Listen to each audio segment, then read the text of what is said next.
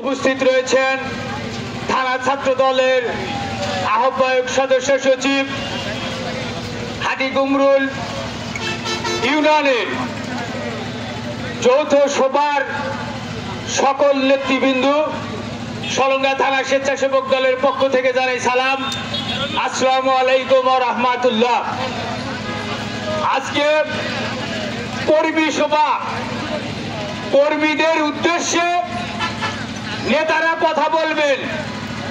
কর্মীদের উদ্দেশ্যে তারেক রহমান যে বার্তা দিয়েছে সেই বিষয়ে আলোচনা হবে। আজকের এই কর্মী সভা শুধু হাটিকুমরুল ইউনিয়নের 3টি সংগঠনের নেতৃত্বে আজকের এই কর্মী সভা।